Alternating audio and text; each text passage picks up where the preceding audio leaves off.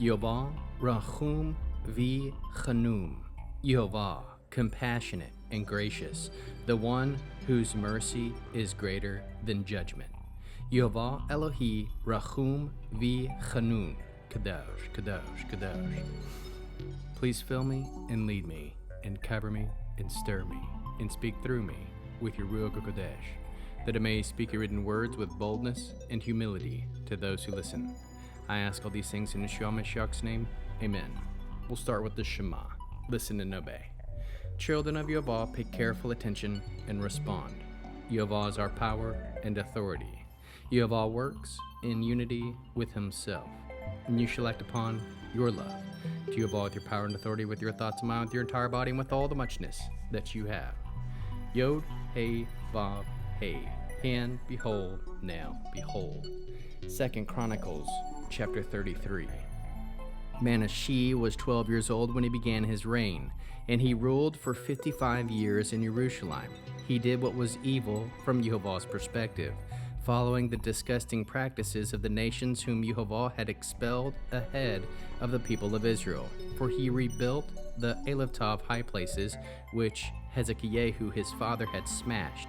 He erected altars for the Baalim, made sacred poles, and worshipped all the army of heaven, and served them.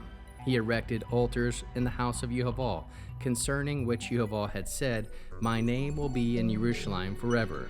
He erected altars for all the army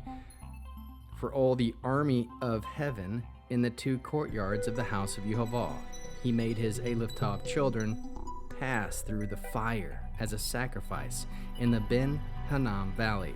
He practiced soothsaying, divination, and sorcery. He appointed mediums and persons who used spirit guides. He did much that was evil from Yehovah's perspective, thus provoking him to anger.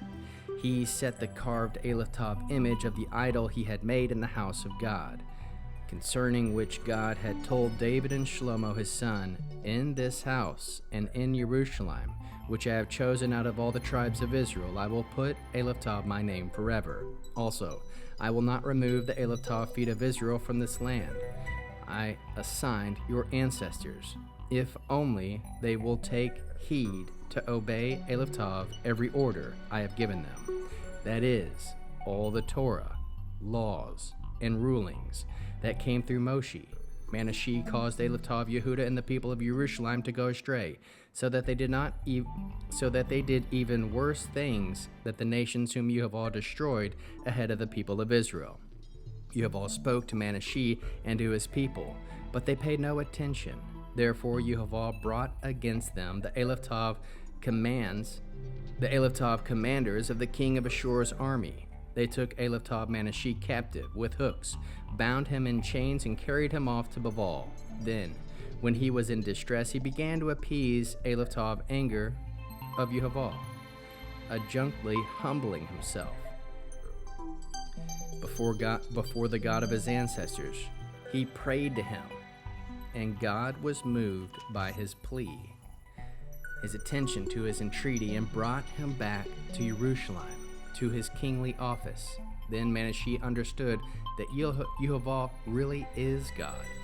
After this, he built an outer wall for the city of David on the west side of the Gihon in the valley, extending as far as the entrance to the fish gate. It encompassed the Ophel, and he built it very high. He stationed army commanders in all the fortified cities of Yehuda. He removed the foreign Eloth gods and the Eloth idol from the house of Yehovah, and all the altars he had built on the hill of the house of Yehovah in Jerusalem, and threw them out of the city. He repaired the Eloth altar of Yehovah, and offered it sacrifices as peace offerings for thanksgiving. And he ordered Yehuda to serve Eloth Yehovah, the God of Israel. However, the people continued sacrificing on high places, although only to Eloth Yehovah their God. Other activities of Manasseh, his prayer to his God, and the words of the seers who spoke to him in the name of Yehovah, the God of Israel, are recorded in the annals of the kings of Israel. Also his prayer and how God was moved by his plea all his sin and disloyalty, and the locations where he built high places and set up the sacred poles and carved images before he humbled himself, are written in the history of the seers. Then Manasseh slept with his ancestors and was buried at his own house, and Amon his son took his place as king. Amon was 22 years old when he began his reign, and he ruled for 2 years in Jerusalem. He did what was evil from Yehovah's perspective, as had Manasseh his father. Amon sacrificed to all the carved images that Manasseh his father had made and served them. He did not humble himself before Yehovah, as Manasseh his father had done. Rather, this Amon kept adding to his guilt. His servants conspired against him and put the king to death in his own place, in his own palace. But the people of the land put to death Elatov all those who had been part of the conspiracy against the king of Ammon. Then the people of the land made Elatov Yoshiyahu his son king in place of him. How can we learn to love our Creator after reading this 33rd chapter of 2nd Chronicles? We can love Yehovah by repenting fully, not partially, holding nothing back from his cleansing. Love Yehovah by remembering that no failure is beyond his mercy when the heart returns. Love Yehovah by rebuilding what was broken through acts of righteousness and humility. How can we love our neighbors as we love ourselves and as Yeshua loves us? By showing compassion to those who have fallen deeply, reminding them that Yehovah's mercy restores even those the world has condemned. How can we bear one another's burdens? By praying for those trapped in cycles of rebellion, interceding until they too cry out for Yehovah's deliverance, standing in faith for the hearts yet unbroken. What are the top 3 fruits of the Spirit found? 1. Repentance. Manasseh humbled himself before Yehovah in captivity, and Yehovah heard his prayer.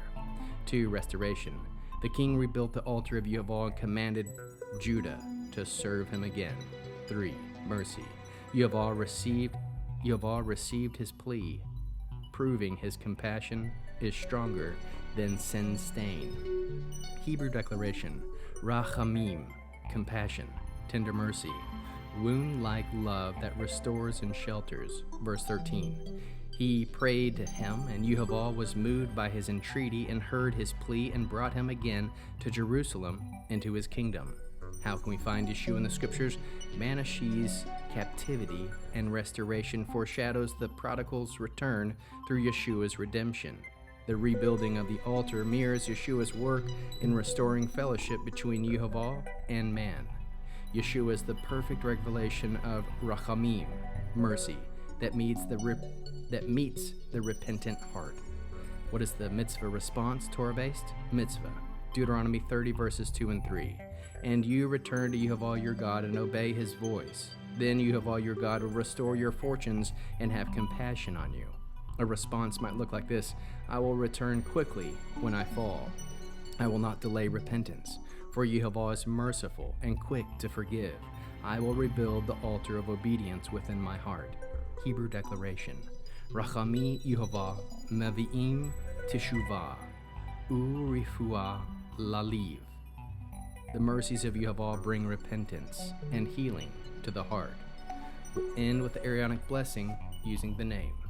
Yehovah will kneel before you presenting gifts, and he will guard you with a hedge of protection. Yehovah will illuminate the wholeness of his being toward your bringing order, and he'll provide you with love, sustenance, and friendship. Yehovah will lift up the wholeness of his being and look upon you, set in place all you need to be whole and complete. Shalom, shalom.